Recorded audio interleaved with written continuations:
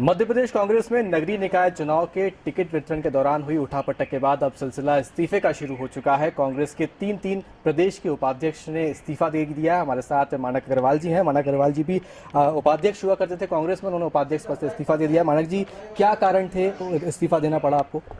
देखिए, ऐसा है कि होशंगाबाद इटारसी के टिकट तय हो गए थे और स्वयं संजय निरुपम हमारे आईसीसी के सेक्रेटरी हैं, वो और प्रदेश कांग्रेस के अध्यक्ष दोनों ने तय कर दिए थे।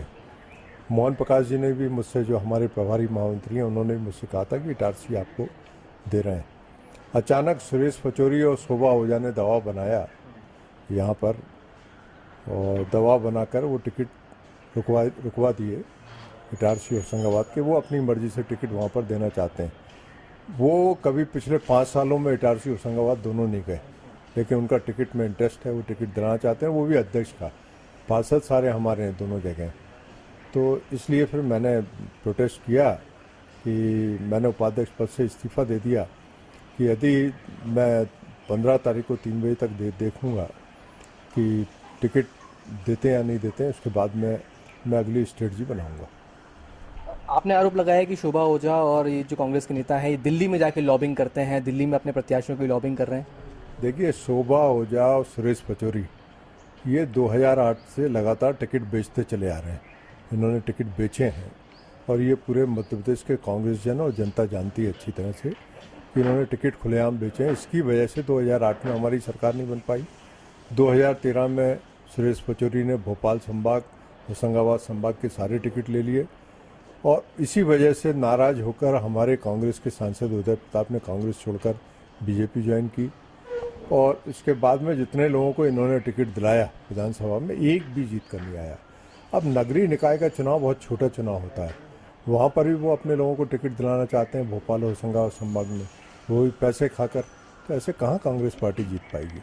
आप गंभीर आरोप लगा रहे हैं शोभा ओझा और सुरेश पचौरी पर। क्या प्रदेश कांग्रेस अध्यक्ष की अगर बात की जाए, अरुण यादव की अगर बात की जाए, क्या उन पर भी इस तरह के आरोप आप लगाएंगे? देखिए, प्रदेश कांग्रेस के अध्यक्ष अरुण यादव बहुत ईमानदारी से काम कर रहे हैं और उन्होंने अभी तक सारे टिकट का डिस्ट्रीब्यूशन बहुत प्रॉपरली, बहुत ईमानदारी से किया है। लेकिन ये उनके ऊपर दबाव बना रहे हैं। उन्होंने बहुत ही अच्छी सौहार्दपूर्ण वातावरण में अच्छे तरीके से टिकट बांटे हैं और वो चाहते हैं कि कांग्रेस के कार्यकर्ताओं को टिकट मिले, लेकिन ये दिल्ली से बैठकर वहाँ लॉबिंग कर और दलाली करके वहाँ से फ़ोन करके टिकट बदलवाना चाहते हैं। प्रेमचंद गुड्डू और गोविंद सिंह दोनों उपाध्यक्ष थे, उन्होंने भी इस्तीफा आज दे दिया है। क्या कारण उनके इस्तीफे का? क्या यही कारण माना जाए? उनके बारे में मुझे पता लगा है, बाकी डिटेल नहीं मालूम मुझे किन कारणों से उन्होंने इस्तीफा दिया है। आपकी आज प्रदेश सरकार के मंत्री सरताज सिंह से भी मुलाकात हुई है, ऐसी खबरें आ रही हैं। क्या आपकी मुलाकात हुई है और क्या बातचीत हुई है आपकी? देखिए, सरताज सिंह जी इटारसी में मेरे पड़ोसी रहे हैं और काफ़ी अरसे तक रहे हैं। बचपन से ही हम लोगों का साथ है। मैं उनके आता जाता रहता हूँ, वो मेरे यहाँ आते जाते रहते हैं। इसमें कोई नई बात नहीं है। वो यहाँ आए थे, चाय पिए, उसके बाद में चले गए। ऐसी कोई खास बात नहीं है। इतनी उठापटक और इस्तीफे के बाद इस तरह से प्रदेश सरकार के मंत्री से मुलाकात, आपको नहीं लगता कहीं ना कहीं एक इशारा करता है कि बीजेपी से कहीं ना कहीं आप, बीजेपी के लोग आपसे संपर्क में हैं या आप उनके संपर्क में हैं? देखिए, सवाल वो नहीं है। सवाल ये है कि मैं पिछले 42 साल से कांग्रेस में हूँ और अच्छे ओहदों पर भी रहा हूँ, बड़े बड़े। तो मैं कांग्रेस में था, कांग्रेस में हूँ, कांग्रेस में ही रहूँगा। कांग्रेस पार्टी कतई नहीं छोड़ने वाला। विधानसभा लोकसभा चुनाव में हमने देखा कि इस तरह की टिकट उठापटक की जब चीज़ें आई, कई कांग्रेस के नेता भाजपा में शामिल हुए। क्या ऐसी उम्मीद कि क्या मानक अग्रवाल अब बहुत जल्दी बीजेपी की तरफ रुख कर सकते हैं, बीजेपी की विचारधारा से जुड़ सकते हैं? देखिए, कईयों से मुझे निजोड़ कर नहीं देखा जाता। मेरा एक कैरेक्टर है कि मैं जिस पार्टी में रहा हूँ उसी पार्टी में रहूँगा। इतने पुराने नेता हैं, आप कद्दावर नेता हैं, कांग्रेस के काफ़ी वरिष्ठ नेता हैं, क्यों आखिर आप क्या लगता है कहाँ दिक्कत है पार्टी में? प्रदेश स्तर पर आपने बताया कुछ नेता हैं जो कर रहे हैं ऐसा, दिल्ली में क्या आपने हाईकमान तक ये बात पहुँचाई? देखिए, कांग्रेस हाईकमान को सारी बात मालूम है। स्वयं मोहन प्रकाश जी ने मुझसे कहा कि आपको टिकट दिया जाएगा इटारसी का। इसके बाद में भी इन लोगों ने वहाँ पता नहीं क्या गोटियाँ बिठाई हैं, सुरेश पचौरी और शोभा ओझा। ये टिकट दिल्ली से सारे करवा लेते हैं, बाद में ज़मीन पर इनकी कोई ज़मीन नहीं है, यहाँ पर सारे लोग हार जाते हैं इनके। गांधी परिवार से आपकी बात हुई हो, राहुल गांधी या सोनिया गांधी सर, वहाँ तक स्तर पर बात हुई हो आपकी? उस स्तर पे तो कभी बात करने का मौका नहीं मिलता है और प्रभारी महामंत्री को ही सारी चीज़ें बतलानी पड़ती हैं। और वही अंतिम फैसला लेते हैं। ये कांग्रेस हमारा हाईकमान की एक परिपाटी है, उसी के मुताबिक मैंने हमारे प्रभारी महामंत्री से बात की।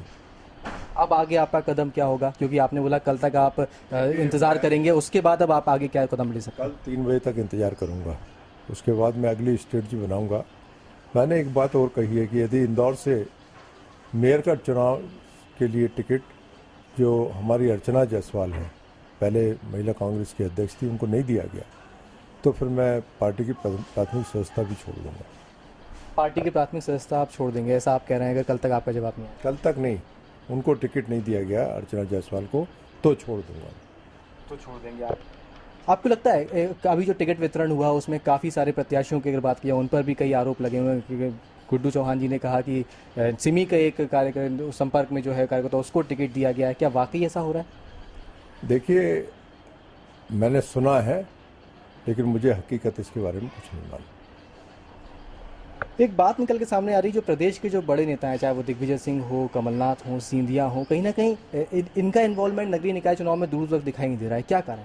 देखिए, कमलनाथ, दिग्विजय सिंह, ज्योतिराज सिंधिया बड़े कद्दावर नेता हैं और इनकी ज़मीनी पकड़ है।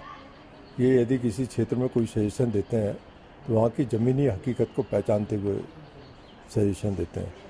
इनका निर्णय कार्यकर्ताओं के हक में होता है, तो मैं समझता हूँ कि ऐसी कोई बात नहीं है। अरुण यादव जी से आपकी बात हुई, उन्होंने आपसे बात करने की कोशिश की इस्तीफे के बाद? इस्तीफे के बाद मेरी बात नहीं हुई, और उसके पहले मेरी लगातार कांटेक्ट में थे। आपने संपर्क करने की कोशिश करी उनसे? मैंने कोई कोशिश नहीं की, उनकी तरफ से भी अभी तक कोई कोशिश नहीं हुई। तो ये थे मानक अग्रवाल, जो बता रहे थे कि इस्तीफा उन्होंने दे दिया है। साथ साथ अगर बात करें दो और उपाध्यक्ष की, प्रेमचंद गुड्डू और गोविंद सिंह, उन्होंने भी आज इस्तीफा दे दिया है। हालांकि मानक अग्रवाल जी की आज मुलाकात सरताज सिंह से जरूर हुई है, लेकिन वो कह रहे हैं कि लंबे समय से वो कांग्रेस पार्टी की सेवा करते आए हैं और आगे भी कांग्रेस पार्टी में रहेंगे। लेकिन अगर उनकी शर्तों पर विचार नहीं किया गया, उनकी जो मांगे हैं उस पर विचार नहीं किया गया, तो बहुत जल्द हो सकता है कि वो कांग्रेस की सदस्यता से भी इस्तीफा दे दें। Aditya Srivastava, DD news.